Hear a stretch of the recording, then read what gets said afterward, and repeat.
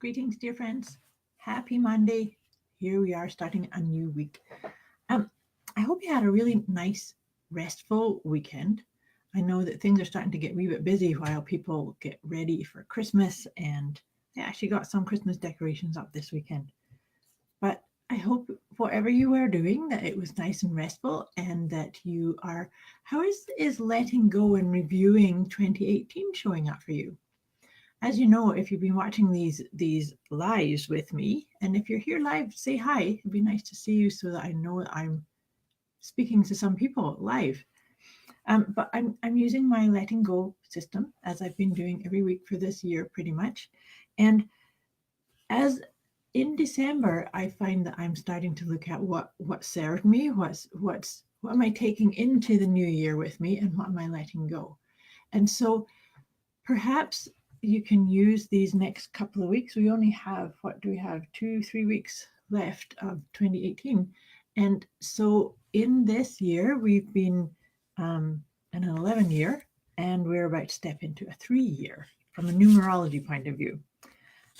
But whatever that is feeling like for you, I think this is a really nice time. This week in particular, planet wise, we've got Venus, and we just come through a new moon also, which is really encouraging us to look within, to take some time to feel into what's going on internally.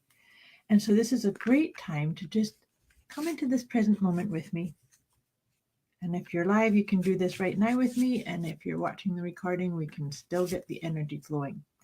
And so as we're doing this, taking a nice deep breath, landing into this moment, I'm shuffling the cards because we're just kind of coming into this present moment with that idea that I just said. We're reviewing and letting go of what doesn't serve us in the last year. And we're also thinking of what can we focus on letting go of this week in order to more fully shine our light, to more fully align with our calling, to more fully be who we truly are from a soul perspective. And so let's see what we're going to be working on this week. And this is interesting. I believe this is the one that came up last week, is loneliness. And so that just says that this is actually, I just said about the moon, it kind of supports this is a very introspective time. It is a good time to be just creating some time for yourself. Maybe it's good to create some journaling time, some reflective time, some daydreaming, like setting some intentions. What would you like to create? So even though we can kind of get caught up with the busyness of the season and maybe want to run away from that sense of loneliness or that sense of darker sort of feelings, the only way to get through it is to witness. It's like to be the vessel that gets to experience that feeling. It's not like the feelings are not you. They're just expressions that want to be felt and expressed by you. And then once you can do that, then they shift and the light comes in. Of course, too, the thing about when it's feeling dark because of feeling like embracing our shadow aspects or looking with the energy of the cycle of the moon, it's okay because when in contrast, light is so much more brilliant. And so let me read. I'm going to read out of the guidebook that I have with this system, just to inspire you. See how does loneliness come through for you? How does it show up? Do you have conversations like, oh, I'm the only one that's experiencing this, or getting really lost in the weeds and thinking there's no way through and I don't have the tools or the capacity? Just take a deep breath and be with that. Because so this card's come up for us today to encourage us to decide that loneliness is no big deal. Truth is, we all do get lonely at times. It's just a part of life. Our only job is to recognize it, name it, and lean into it, and then let it go. Sometimes letting loneliness go will require you to sit on the feeling long enough to allow yourself to get to a place where you're willing to try anything to get through it. And it's in that space that you can find a spiritual energy that will help you shift to the next step. At times, we just need to train our chattering monkey mind not to wallow in the loneliness. So not to tell stories about it or make ourselves shaming about it. I'm going to come back to that in a minute. Whenever the obsessing starts, we can literally say to ourselves, "Let go." The thing that I wanted to say about the shaming is that I had a conversation just recently about this idea of when we are evolving and becoming more soul-based, we still end up getting triggered. So loneliness could be a trigger, but be careful not to shame yourself about it. It just is, right? You're just triggered. It's okay. And as soon as you can come into that capacity, it's like, okay, I'm triggered. Then you can see the trigger. Ask yourself, what's it making you feel? And now you're going to be allowing yourself to be the vessel that feels that emotion. And you can let it go a lot easier that way. See how that comes for you. So trigger, don't shame yourself. Don't tell yourself off.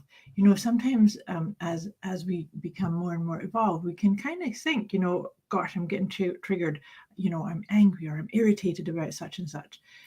It's okay. This happens. But it's when we get into the shaming of it, then it becomes something else, or we might, bury the expression of it in our cellular awareness, and that's not healthy. So allow yourself the trigger, allow yourself to feel that loneliness. Take a deep breath, check in with what the emotions are. They're there as a gift, and then you can let them go. See how they want to be expressed. If it's irritation, maybe you need to just stamp your feet or clench your fists or punch a pillow, but allow yourself to feel them. It's not any less. Hey, Sheena, nice to see you here. It's not an unevolved thing to allow the emotion to be felt. That's what the emotion's wanting to do. Being felt through you. And so as I'm just kind of talking to you about these ideas of feeling into those sort of more darker emotions or feeling triggered, and like I say, be okay with any of it that comes up. I'm just shuffling these angel cards because I like to I'll pick 3 cards and they're going to give us some insights, some support, some ideas on how to make this letting go of loneliness something that, and it's interesting that it's come up 2 weeks in a row. So it says that we are really doing some good work and it's going to shift in the right way for us. Okay, we've got some beautiful cards coming up for us for this. Now, the first card that's come up is Archangel Michael. Now, I love when Archangel Michael comes up when we're talking about things like loneliness or shadow or darkness, because there's a process that I've done on occasion, and I'd encourage you to try doing this if it is an issue for you that you're feeling challenged or down or lonely.